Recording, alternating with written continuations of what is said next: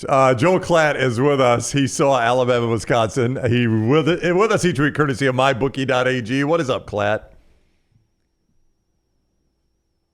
Oh, wait a minute. Hang on. We're not getting Klatt. What's going on? Hang on. Maybe on our Could be on Klatt. us. No, it's not on us. Oh, God. Say something, Klatt. Oh, no. No, I was so looking forward to this segment. We can't hear a thing. Oh, we can figure this out. We got to work our way through this. Oh, no. Smoke signals, Klatt. Smoke signals.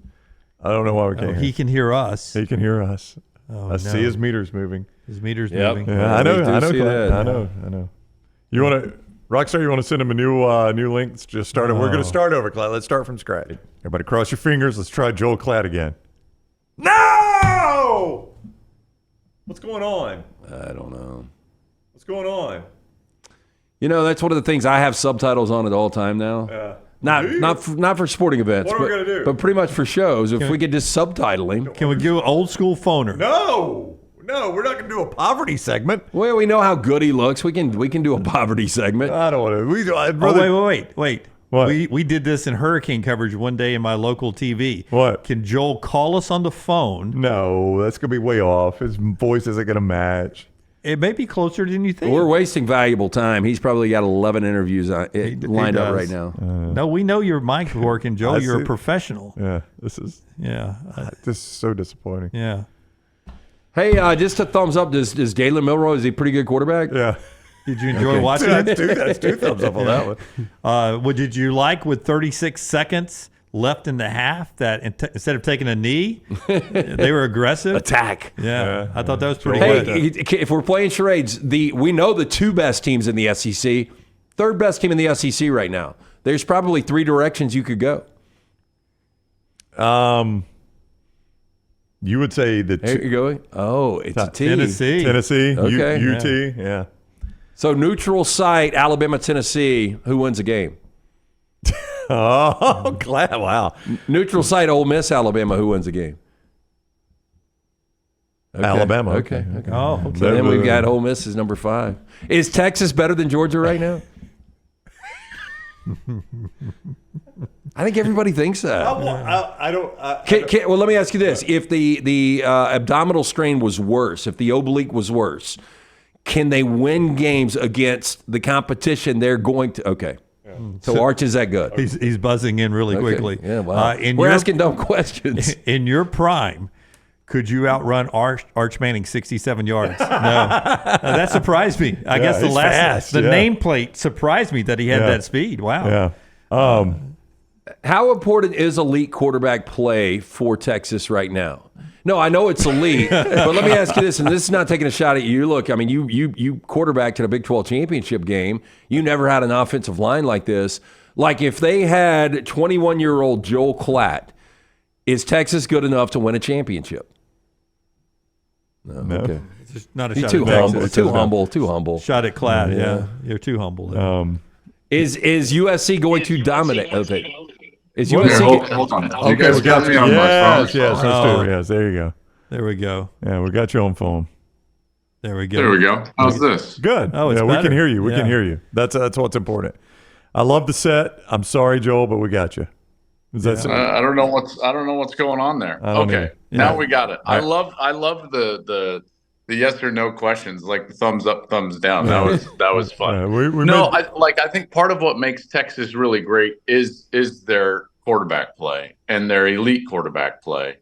That's obviously, I think that's pretty much standard across the board in terms of all these teams. That's what makes Alabama so good. I think Jalen's really, really good, guys. Now, there's some things that he could work on, I think. The intermediate pass game, obviously, I think he could get better at. But they haven't had to use any of that because of the explosive nature of their offense. I'm going to do a big film session this week and release it on YouTube about the ways that they take advantage of the defense, isolate their athletes. I think that they are the most explosive offense in college football. I don't know if that makes them the best offense, but they're certainly the most explosive. To this point, they've got more 25 or more yard touchdowns than anybody in the country. I believe it's 11. So, they're going to be able to score, I think, on anybody, quite honestly. My question for their offense would be, whether they can drive 10, 11, 12 plays and sustain drives, because we've seen them struggle with penalties, not last week, but certainly against South Florida. But my questions for Alabama are not on the offensive side. Yeah, but the methodical drive, that seems like that would be more difficult to do consistently against good SEC defenses. Like, there's nothing, if you've got explosive play potential with great athletes, it doesn't matter if you're an elite defense, you're going to be susceptible to giving up those kind of plays, right? Totally. I listen, I totally agree with you. I think I'm nitpicking on saying, like, we just haven't seen them sustain drives, but you're exactly right. This team is going to be able to score, I think, on anybody, and even in the SEC. If you were asking me though, like when I flashed the T for Tennessee, here's what I get concerned about for Alabama. And remember now, this concern is only in light of who you have to compare them to, right? The standard for Alabama is not just like, oh man, they look really good. It's like, hey, can this beat everybody? That's the standard. So with that being the standard, I am concerned about their defense a little bit, because while they haven't given up the points, they have shown some weaknesses, both in structure and in personnel. The structure, the perimeter run game for really South Florida and even Wisconsin was there. And South Florida exploited that. Wisconsin started to a little bit, but fumbled on a couple of those runs. And so that's opportunistic for Bama's defense. And then now we've seen 2 weeks in a row wide receivers running behind the secondary, and they're open. They just haven't been hit. Nico's going to hit that ball. Beck's going to hit that ball. Brady Cook's going to hit that ball. So I left the game thinking very highly of Alabama. And I thought to myself, they're going to be in multiple shootouts this year. I think that they're going to have to, if they're going to go through this schedule, they're going to be in at least 2, maybe 3 games that both teams are scoring in the 40s. I'm pretty confident in that. Do you think some of that is just scheme, the change of scheme, or some of that is young, inexperienced, or portal guys in the secondary, and it's something they can work on? I think it's both.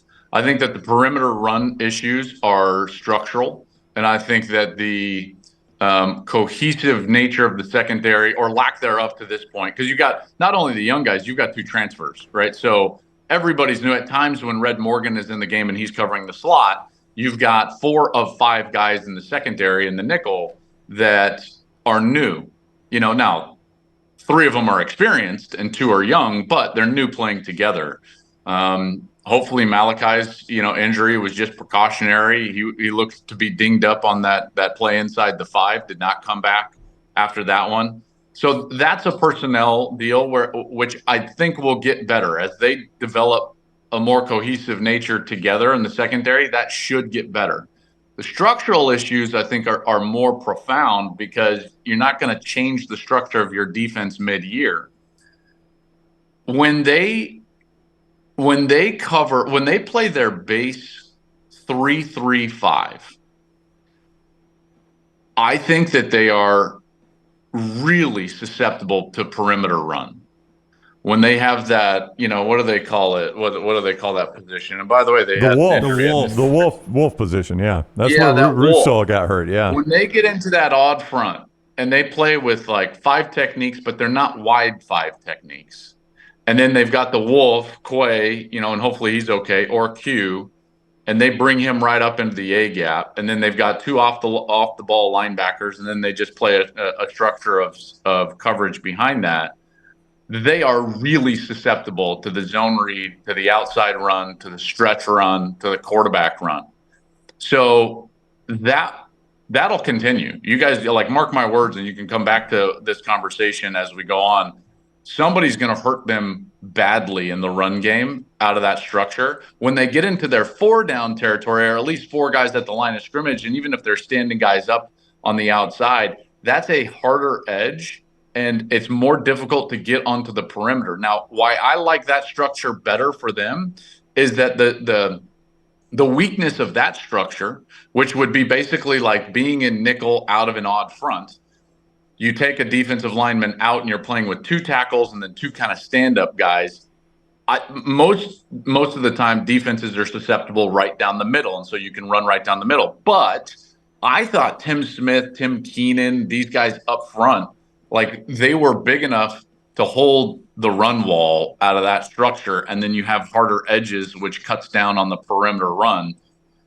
That's the structure I like better for them. But we'll see how that goes. But come back, revisit this at some point, guys, because I'm telling you, like someone's going to really hurt them on the edge. Joel Klatt, Fox Sports, Big Noon Kick. He is with us courtesy of MyBookie.ag. Code next round. They will double that initial deposit. That's your bonus with next round right now. Play Monday Night Football, Week 4 of college football, MyBookie.ag. Code next round. Bet anything, anytime, anywhere with MyBookie.ag. Code next round. I texted Klatt after the game. I was like, can you imagine that there's some kid that was supposed to play Saraland this week and cover Ryan Williams, and he's a high schooler? What makes him so good? We know he's good. You watched him with your own two eyes in the game. What makes him so good right now? He's got good instincts, first of all. So, like, he just kind of understands space and structure. He doesn't – a lot of times young guys play too fast. And I know that's, everyone thinks like, okay, the speed of the game is so much different. So you got to learn how to play fast. Actually, it's different than that. You have to understand how to harness your speed. I think that's the most difficult part for a young wide receiver who's really talented, because there's so many routes that take nuance, and you've got to settle into zone structures. You've got to pause and hesitate during some of the route concepts in order to create the spacing necessary for the quarterback to affect the defense. All of those things are really instinctual, and he does that. And so for a 17-year-old, it's really impressive. Then you get into this idea of like he's got really solid body control, so he's athletic. He catches the ball incredibly well. In fact, he's not a body catcher, which a lot of young guys are. And then he tracks it well. There's a different, guys, we see speed all the time. And the greatest neutralizer to speed at the wide receiver position is a lack of ability to track the ball in the air. I think that you guys understand like that. Like a great center fielder, it's not just about being fast. It's about being fast when the ball's in the air. Can you run really fast while tracking the ball? He does that. And evidence of that touchdown right at the end of the first quarter.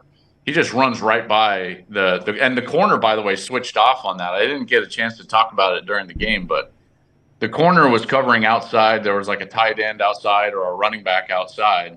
They were in an empty formation, and then the corner switched to be like, hey, Ryan's in the slot. Really good set. Think about it. Empty formation. Rather than putting him on the outside into the two receiver side, the short side of the field, which would invite a corner, which would also invite the boundary, they put him in the slot.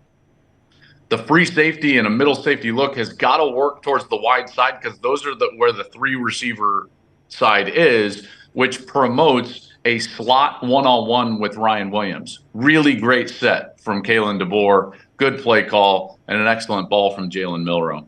One of the questions, or multiple questions going into the season for Alabama fans, elite receiver, do they have one of those? I think it's been answered. I think Ryan Williams is that guy. Elite edge guy, though. Is LT Overton possibly that guy for Alabama? It's hard because it's like, he's 285. And in one respect, you're like, okay, good. He's back to his natural weight, or at least the weight that he suggests is natural. And he's got ability. And there were some times yesterday when I was like, okay, like this is that guy. And I think I brought this up. Did I bring it up in the broadcast? I thought like, hey, a question for me is, can they develop an edge pass rusher? And then Overton got like 2 or 3 pressures almost in a row right after that. I would hope for them that he is that guy. That would help them out tremendously. It's not the traditional kind of stand-up outside edge player that Bama has had in the past. But out of this structure of defense, let's just put it this way. I think he needs to be that guy. He needs to be the guy that we saw on Saturday that at times kind of took over the pass rush and rendered Wisconsin's ability to throw the ball down the field obsolete, because they're going to need that against Missouri. They're going to need that against Tennessee. That secondary is too young, guys, and too new together to defend Tennessee's passing game for 4 seconds. They're not going to be able to do that. Okay, so the best way to beat Tennessee or Missouri is get to the quarterback. They're going to have to do that. And I do think that LT is their best option up front. Speaking of Tennessee at Oklahoma, everyone's going to say Josh Heupel's offense against Brent Venables' defense, and that'll be fun to watch. But you brought this up already in our silent portion of the show. Tennessee's defense is a storyline right now, and Oklahoma is not Oklahoma of yesteryear. I'm going to find a hard time for Jackson Arnold and the Sooners to score in this game. Yeah, I don't think Arnold's even thrown for 200 yards yet this season, I believe. And this is a passing game I thought would actually flourish, because I thought what he was strong at, I think he's a strong-armed guy, wants to push the ball down the field, and then you look at their players on the outside, whether it's Andrell Anthony or Nick Anderson, Jaleel Farouk, these guys, and it's like they're downfield threats. So I thought Oklahoma would be a lot better on offense than what they are. I'm really impressed with Tennessee. I think Tennessee is going to go in and beat Oklahoma, and they're going to prove what I think I already know, which is why I put them at number 4 in my top 10. I think Tennessee is a better version of the 2022 Tennessee team, because I do think they're better on defense than what that team was. And Ia Maleava is outstanding. His ability to threaten the defense with his legs is solid. And then his ability to throw the ball down the field is like really special. And Hendon Hooker proved a couple of years ago, when you've got a guy that understands how to read out that choice deep, choice passing game that they run under Heupel, when you got a guy that can do that, it's very dangerous. I think Tennessee they're my surprise team of the SEC. I didn't know what to expect out of the quarterback or this team. And that's a team that I could very easily see play for an SEC championship. I think they could wind up a top 2 seed.